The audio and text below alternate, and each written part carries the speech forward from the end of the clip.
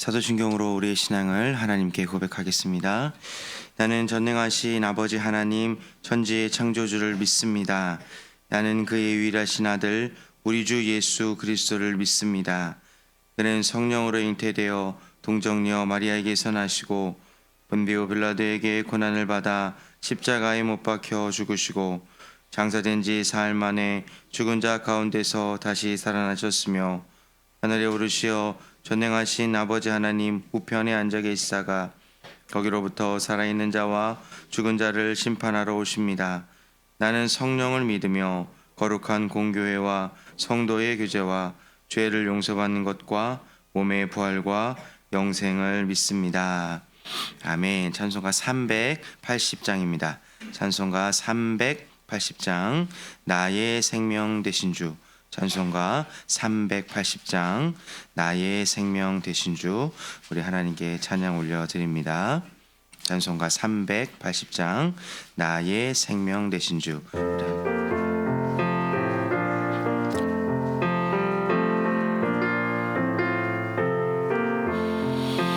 나의 생명 되신 주 주님 앞에 나아갑니다. 주의 흘린 보혈로 정케하사 받아 주소서. 날마다 주를 찬송하겠네. 주의 사랑 줄로서 나를 굳게 잡아 매소서. 괴로운 세상 지낼 때 나를 인도하여 주소서. 주를 믿고 나가면 나의 길을 잃지 않겠네. 날마다 주를 찬송하겠네. 주의 사랑 줄로서 나를 굳게 잡아 매소서. 세상 살아갈 때에 주를 더욱 사랑합니다. 밝고 빛난 천국에 나의 영혼 들어가겠네. 날마다 주를 찬송하겠네. 주의 사랑 줄로서 나를 굳게 잡아 매소서. 아멘. 아멘. 오늘 우리에게 주시는 하나님의 말씀은 시편 48편 1절에서 14절까지 말씀입니다. 오늘 우리에게 주시는 하나님의 말씀은 시편 48편 1절에서 14절까지 말씀입니다. 저 여러분이 한 절씩 교독하고 마지막 14절은 함께 읽도록 하겠습니다. 여호와는 위대하시니 우리 하나님의 성 거룩한 산에서 극진히 찬양받으시리로다. 터가 높고 아름다워 온 세계가 즐거워하며 큰 왕의 성 곧 북방에 있는 시온산이 그러하도다. 하나님이 그 여러 궁중에서 자기를 요새로 알리셨도다. 왕들이 모여서 함께 지나갔으며 그들이 보고 놀라고 두려워 빨리 지나갔도다. 거기서 떨림이 그들을 사로잡으니 고통이 해산하는 여인의 고통 같도다. 주께서 동풍으로 다시스의 배를 깨뜨리시도다. 우리가 들은 대로 만군의 여호와의 성 우리 하나님의 성에서 보았나니 하나님이 이를 영원히 견고하게 하시리로다. 하나님이여 우리가 주의 전 가운데에서 주의 인자하심을 생각하였나이다. 하나님이여 주의 이름과 같이 찬송도 땅끝까지 미쳤으며 주의 오른손에는 정의가 충만하였나이다. 주의 심판으로 말미암아 시온산은 기뻐하고 유다의 딸들은 즐거워할지어다. 너희는 시온을 돌면서 그곳을 둘러보고 그 망대들을 세어보라. 그의 성벽을 자세히 보고 그의 궁전을 살펴서 후대에 전하라. 함께 읽겠습니다. 이 하나님은 영원히 우리 하나님이시니 그가 우리를 죽을 때까지 인도하시리로다. 아멘. 기도하겠습니다. 좋으신 아버지 하나님, 은혜를 감사합니다. 지난 간밤에도 저희들을 주님 품 안에서 편히 쉬게 해주시고 또 이 새벽에도 저희들을 주 앞에 불러주심을 감사합니다.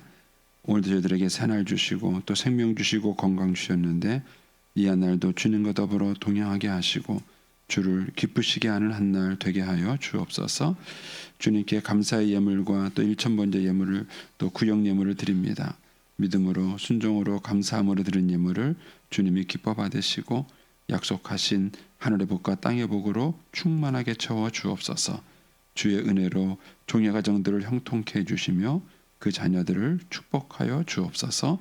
예수님의 이름으로 축복하며 기도하옵나이다. 아멘. 이 새벽에도 주의 은혜와 축복이 함께 하시기를 축원합니다. 이 시편 41편은 이제 여러분들이 그 찬양으로 많이 알고 있는 그 시편이죠.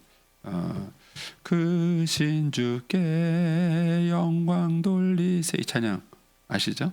네, 이 찬양이 이제 요 시편 48편 요것을 이제 묵상해서 이게 지은 찬양입니다. 가사말이 그랬죠. 크신 주께 영광 돌리세, 하나님의 성에서 그의 거룩한 성에서 터가 높고 아름다워 온 세상의 기쁨. 1절 2절에 있는 내용을 그 찬양 가사로 그렇게 만들었죠. 여호와는 위대하시다. 그 위대하다는 얘기를 크다, 크신 주께 이렇게 찬양을 한 것이죠. 위대하시다. 우리 하나님의 성 거룩한 산에서 극진히 찬양 받으시리로다. 터가 높고 아름다워 온 세계가 즐거워하며 큰 왕의 성 곧 북방에 있는 산이 그러하도다. 이제 이 찬양을 지으신 분이 이제 이 시편 48편을 이제 묵상하면서 이제 은혜 받고 이제 이 찬양을 지은 것 같습니다. 은혜가 되나요? 네. 이제 이 시편 48편에 이제 보면 이제 하나님을 찬양하는데 하나님이 어떤 분이냐? 여호와는 위대하시다, 크다, 광대하시다. 하나님을 위대하시다 이렇게 표현하죠. 우리가 이제 흔히 이제 그 생각하는 거는 하나님은 전능하시다 또는 이렇게 뭐죠? 전지전능하시다 뭐 그런 이제 능력자 하나님을 표현한 것이 여호와는 위대하시다 이렇게 이제 표현한 것입니다. 그런데 그 하나님이 이제 3절에 가면 하나님이 그 여러 궁정에서 자기를 요새로 알리셨도다. 그러니까는 능력이 있는 분인데 능력이 있고 힘이 있는데 그 사람이 자기를 요새로 알린 거예요. 그 폭군일 수도 있죠. 능력이 있고 힘이 있는데 폭군일 수도 있죠. 이거 여러분들은 이제 우리 한국에서 아버지 그러면은 어떤 이미지가 떠오르세요? 여러분의 아버지는 어떤 이미지세요? 아버지, 우리 아빠가 어떤 이미지일까? 보통 이제 가정에서 아버지 그러면은 어쨌든 힘이 있는 분이죠. 굴세는 분. 근데 그 아버지가 무섭기만 할까? 아니면은 피난처가 될까? 저는 이제 저희 아버지는 피난처는 아니셨어요. 내가 힘들고 어려울 때 이렇게 찾아가서 의논하고 기대고 그럴 이제 피난처는 아니었죠. 그러니까 이제 이게 힘이 있다는 것과 요새가 된다는 것은 다른 이미지입니다.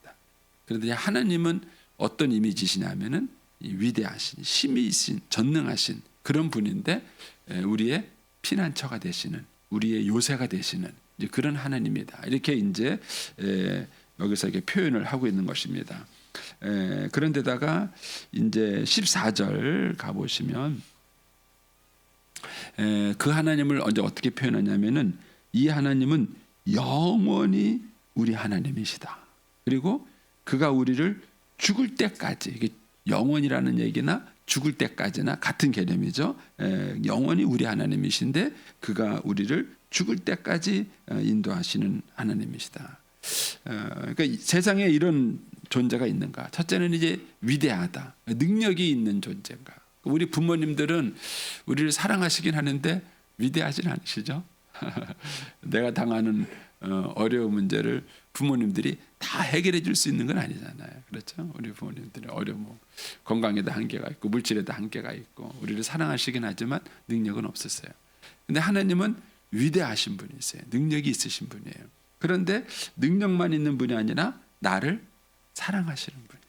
나를 사랑하시는. 근데 나를 사랑할 뿐만 아니라 그것이 영원히 사랑하세요. 죽을 때까지 사랑하세요. 이 세 가지 개념이 동시에 있는 그런 존재가 여러분의 삶에 있는가? 능력이 있어야 되고요. 나를 사랑하셔야 되고요. 그다음에 뭐예요? 영원히 끝까지 변함이 없어야 돼요. 변함이 없이 끝까지 나를 사랑해 주는 존재가 있는가? 이 세 가지 개념을 동시에 가진 그런 분을 갖고 있다면 인생이 행복한 거예요. 인생이 행복한 거예요. 근데 이 세 가지 개념이 없죠. 우리 부모님은 우리를 사랑하시는데 왜 능력이 없거나 우리를 사랑하시는데 뭐예요? 영원하지가 않으세요. 영원하지가 않으세요. 또 어떤 사람은 능력은 있는데 나를 사랑해 주시는 분은 아니죠. 또 어떤 분은 능력도 있고 사랑은 있지만 영원하지 않아요. 변함이 없는. 여러분 주변에 변함이 없는 그런 친구가 있나요? 여러분들이 잘 살든 못 살든 잠언에서 나오는 것처럼 가난하게 되잖아요. 그러면은 멀리서 오는 거 보고 도망가요, 사람들이. 요즘 시대 언어로 말하면은요, 전화하면 전화도 안 받아요. 한때 제가 그 선교사님들이 그런 하소연을 하더라고요. 우리나라가 이제 그 IMF 어려운 시절이 있었고 또 이제 코로나 지나면서 어려운 시절이 있고 이렇게 교회가 어려운 때가 있어요.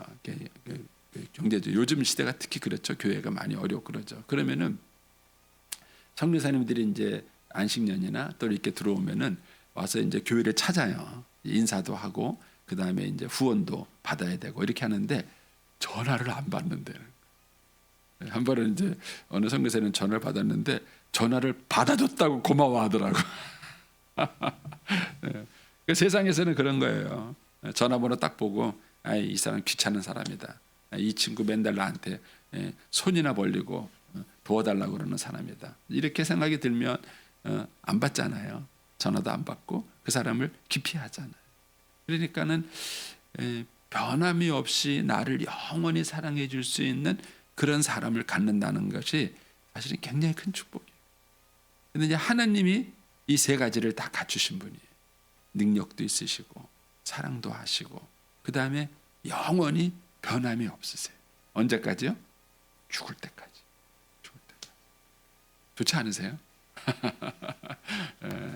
이런 하나님을 믿고 산다는 게 사실은 굉장히 큰 축복입니다. 자, 그럼 다시 이제 시편으로 돌아오셔서 1절에 보시면 여호와는 위대하신데 이 여호와 위대하신 하나님을 찬양 받으시리로다 이렇게 말해요. 그러니까 하나님을 찬양하라는 거예요. 근데 어떻게 찬양하냐? 극진히 찬양하라는 거예요. 하나님을 극진히 찬양해 본 적이 있나요? 이 극진하다는 개념. 한번 잘 생각해 보세요. 우리가 하나님께 찬양을 드릴 때 극진히 드립니다. 저는 이제 목사가 돼가지고 참 조심스러워요. 왜냐하면 저는 이제 우리 선배 목사님들 보면서 찬송 손에는 찬송가 들고 찬송 없이 누가 왔나 뭐 이런 선배 목사님들의 모습을 너무 많이 봐가지고 또 제가 목사가 되니까 이해도 돼요. 왜냐하면 목사는 뭐 하루에 뭐 10대 번씩 예배드리고 그러니까는 하루에 한 번 예배드리는 여러분하고 똑같을 수가 없어요. 그러니까 이제 이해는 되는데 시험에 들어요. 옆에 있는 사람들 시험. 제가 새벽기도 때 제가 이제 뭐 다 할 수 있어요. 뭐 근데도 제가 우리 부목사님들 시키는 거는요. 제가 담임 목사라서 안 하는 게 아니에요. 왜냐면 그 순간만이라도 나는 찬양을 하고 싶은 거예요. 여기 나오면 아무래도 사회자예요. 여기 나와서 쓰면 아무래도 사회자지 예배자가 되기는 어려워요. 예배자가. 그래서 이제 우리 목사님들은 돌아가면서 사회하니까 괜찮잖아요. 만약에 제가 하면 저는 죽으려다 참 사회를 봐야 되니까. 저는 이제 그 순간만이라도 하나님을 예배하고 싶은 거예요. 저도 예배하고 싶고 이렇게 찬양하고 싶은 마음에 이제 우리 목사님들한테 이제 사회를 보라 그러는 거죠. 그런데 이게 참 쉽지 않은 거예요. 특히 신앙생활 오래 하신 분들은 한번 자기의 예배 생활을 뒤돌아보셔야 돼요. 너무 습관적이 되고 이렇게 하다 보니까는요 건성으로 찬양해요. 건성으로. 근데 여기서 뭐냐면 극진히 하나님을 극진히 찬양받으실 분이시다. 이렇게 하나님을 예배하는 것이죠. 그리고 뭐라 그럽니까? 어디서 찬양을 받으시냐? 우리 하나님의 성, 거룩한 성. 이게 이제 이 시편의 키워드예요. 예. 이 하나님을 어디서 찬양하느냐면은 하나님의 성에서 찬양하는데 그 성이 2절에 가면은 터가 높고 아름다워. 이거는 이제 고대인들의 개념을 이해해야 돼요. 여러분들이 이제 이번에 가을에 이제 우리 교회가 이제 성지순례가 이제 터키 쪽으로 하려고 해요. 그리스, 튀르키예, 터키 쪽인데 그리스 이제 그쪽을 쭉 가면은 신전이 많아요. 근데 그 신전의 특징이 뭐냐면 다 산 꼭대기에 졌어요. 산 꼭대기, 산 정상에 꼭대기에다가 그 신전을 졌어요. 그러니까 하여튼 기술도 대단하고 그 꼭대기에다 어떻게 그렇게 아름다운 건물을 지었을까? 하여튼 가보면은 뭐 건축학적으로 감동을 받아요. 근데 어쨌든 고대인들의 특징은 뭐냐면은 신이 산 위에 있다고 생각한 거예요. 산 꼭대기에다가 신을 진 것이죠. 이런 고대인들의 개념이 있어요. 그렇기 때문에 그것이 여기에 반영된 거죠. 하나님은 만왕의 왕이시고 만주의 주시고 참 신이잖아요. 그러니까 그분이 성전을 지었는데 그 성전 어디서냐? 높은 터가 높은 곳에 거기다가 있는 거. 그리고 북방에 있는 시온산. 실제로 시온산은 북방이 아니에요. 남방에 있습니다. 위치상으로는 예루살렘이 이스라엘 지형상 남방에 있어요. 근데 이제 이거는 지형적인 얘기라는 것이 아니라 의미적인 얘기를 한 거예요.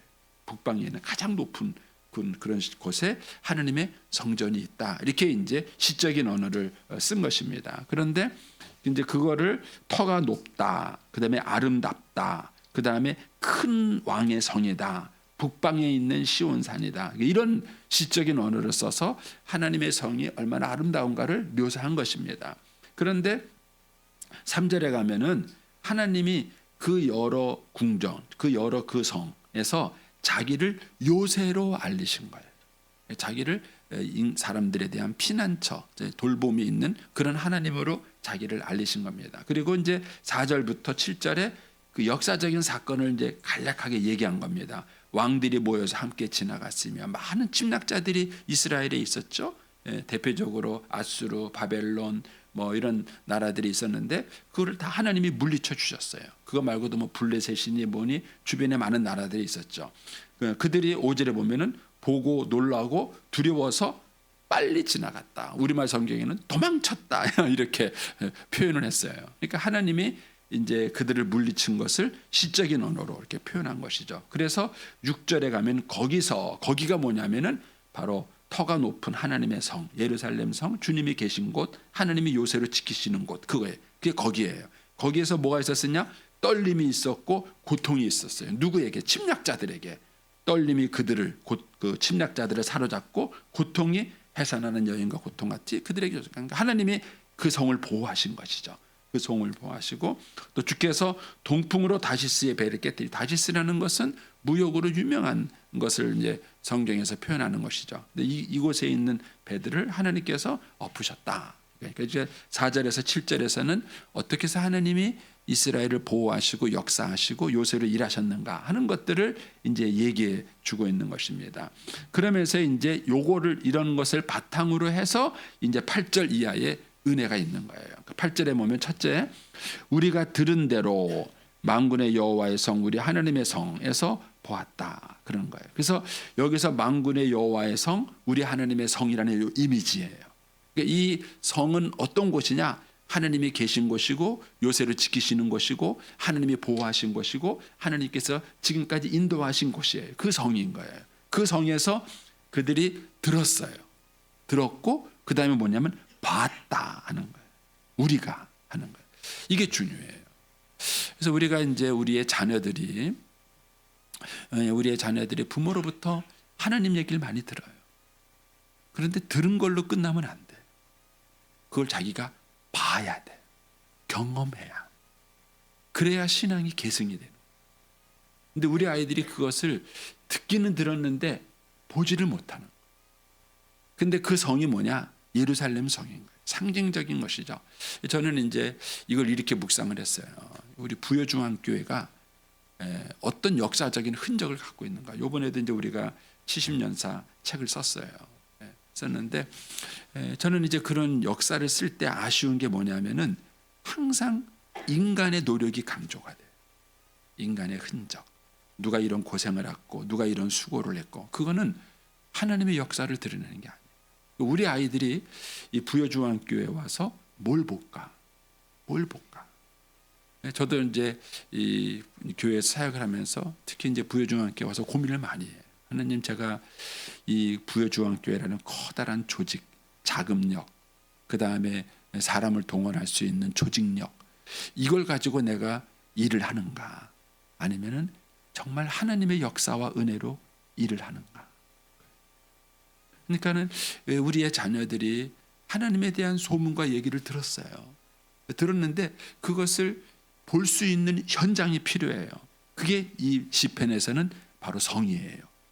터가 높고 아름다운 그 시온 성이에요. 그 시온 성에서 이들은 하나님이 그 성을 계시고 그 성을 지키시고 그 성을 보호하시는 것을 그들이 와서 들었는데 그걸 확인하는 거예요. 자, 12절 가서 보세요. 12절 가서 보면은 이제 이 얘기가 그렇게 나와. 너희는 시온을 돌면서, 시온이 뭐예요? 하나님의 성, 예루살렘 성이에요. 그 시온을 돌면서 그곳을 둘러보고 그 다음에 그 망대를 세어보고, 그리고 13절에 가면은 그 성벽을 자세히 살펴보고 그의 궁전을 살펴보는 거예요. 여기서 살펴서 뭘 보는 거예요? 하나님의 일하심을 보는 거예요. 그런데 예수님 시대 때 예수님의 제자들이 그 성을 보고 자랑했죠. 주님, 이 성을 보세요. 얼마나 아름답습니까? 이렇게 자랑을 했을 때 주님이 뭐라 그랬냐면은 돌 하나도 돌 위에 남지 않고 다 무너질 것이다. 왜냐면은 그 헤롯이 지은 그 예루살렘 성은 하나님의 성이 아니에요. 하나님의 작품이 아니에요. 그러니까 하나님이 그것은 돌 하나도 돌 위에 남지 않고 다 무너질 것이어서 하나님은 실제로 그걸 다 무너뜨려 버렸어요. 저는 이제 우리 부여중앙교회를 사람들이 둘러볼 때 뭘 느낄까? 여러분들이 교회 오면은 하나님이 느껴지세요? 하나님이 느껴지시고 하나님이 경험되지세요? 아니면 여기 오면은 인간이 느껴지세요? 인간이 느껴지고 사람이 느껴지세요? 그러니까 우리 아이들이 들은 것과 본 것이 같아야 돼요. 같아야 돼요. 근데 듣기는 이렇게 들었는데 와서 보니까 들은 걸 하나도 볼 수가 없어. 문제가 있는 거예요. 저는 이제 이 성을 다르게 상징하면은 가정이라고 말할 수도 있고 부부라고 말할 수도 있다고 생각합니다. 우리 아이들이 엄마 아빠의 삶을 자세히 살펴보고 들여다보고 묵상을 해보고 그랬을 때 엄마 아빠가 맨날 말했던 하나님, 엄마 아빠가 맨날 말했던 그 신앙, 그것을 엄마 아빠의 삶을 통해서 아이들이 봐야 될 거 아니에요. 우리 엄마 아빠가 어려울 때 기도하더니만은 이렇게 응답받고 환난 가운데 이렇게 믿음으로 살아가고 이런 것들을 우리 아이들이 봐야 될 거 아니에요. 그런데 우리 아이들이 열심히 듣기는 들었는데 엄마 아빠의 삶에서 조금도 그걸 볼 수가 없는 거예요. 사랑과 인내와 온유와 자비와 양성과 충성과 절제와 이런 것들을 우리 아이들이 엄마 아빠의 삶에서 보느냐는 거예요. 그러니까 아이들은 듣는 것과 보는 게 다른 거예요. 가정도 마찬가지잖아요. 그 가정에서도 뭐가 나타나는가? 그 가정에 하나님의 흔적, 하나님의 일하심, 하나님의 역사하심 그런 것들이 있는가 하는 거예요. 그래서 제가 이번에 이제 교육관 건축하면서 들었던 마음이 그건 거예요. 빚내서 할 수 있어요. 대출 받아서 할 수 있어요. 근데 그렇게 하면은 하나님의 일하심을 못 볼 것 같은 거예요. 마음속에. 그래서 저도 좀 하나님 빨리 일을 진행을 안 시켜주셔서 좀 답답해요. 저도 열심히 해서 하나님 내가 어떻게 해야 될까요? 이 교육관 문제를 어떻게 해결해야 될까요? 하면서 제가 이제 기도를 하고 있는데 어쨌든 뭔가 우리가 일을 했을 때 뭐 교육관 리모델링을 하든 무슨 뭐 교육관을 짓든 뭘 하든 간에 항상 우리가 그곳에서 뭘 봐야 되냐면은 하나님의 일하심을 봐야 돼. 하나님께서 그때 이렇게 역사하셨지, 그렇게 이렇게 응답하셨지, 그리고 하나님께서 이런 일을 하셨지. 그래서 그 하나님을 경험하고 느끼고 볼 수 있는 그런 곳이 돼야 되는 거예요.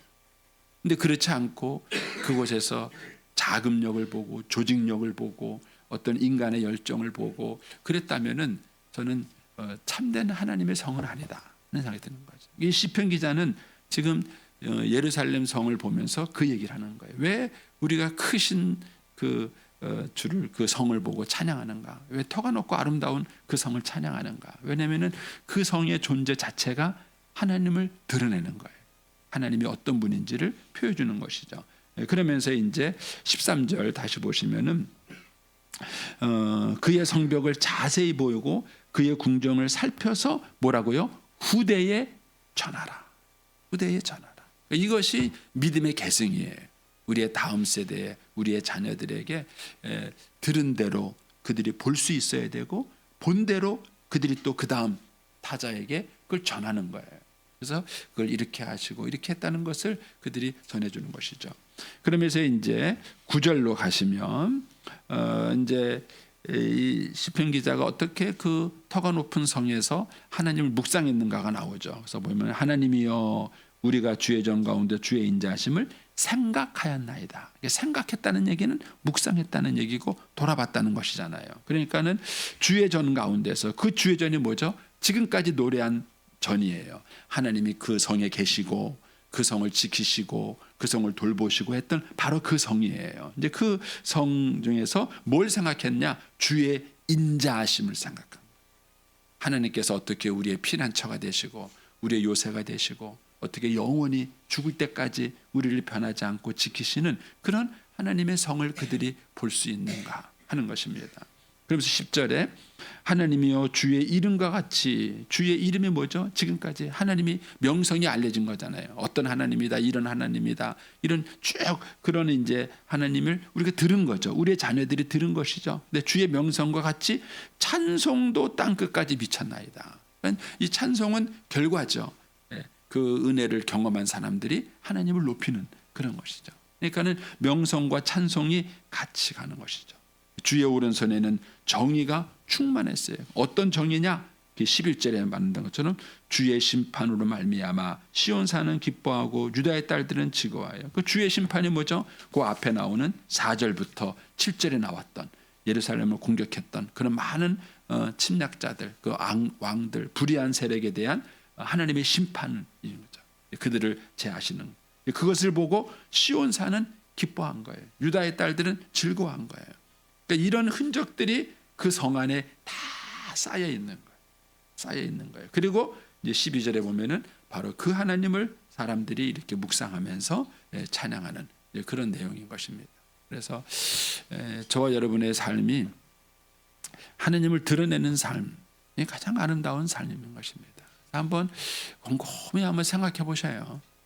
내 인생 속에서 무엇이 드러나고 있는가? 사람들이 나를 생각할 때 뭘 생각할까? 하나님을 생각할까? 아니면은 어떤 인간적인 그런 것들을 생각할까? 참 저도 그래서 조심스러운 면은 참 많이 있어요. 그래서 이런 부분을 생각해 주시고 우리 가정에서는 어떤 흔적이 있을 것인가? 우리 아이들이 우리의 가정에서 무슨 흔적을 보고 하나님의 일하심을 볼 것인가?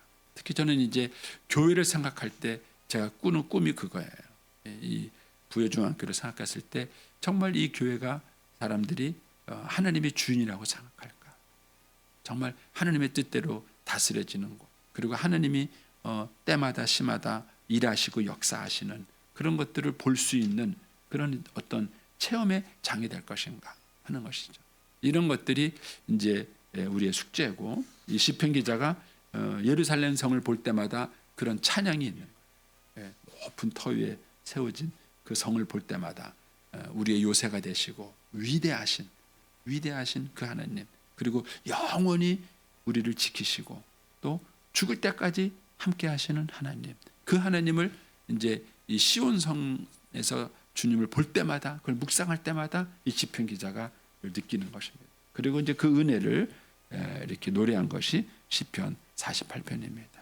오늘 하루도 살아갈 때에 이런 하나님을 만나고 또 경험하고 또 나누는 그런 한날의 삶이 되시기를 축복합니다. 기도하겠습니다.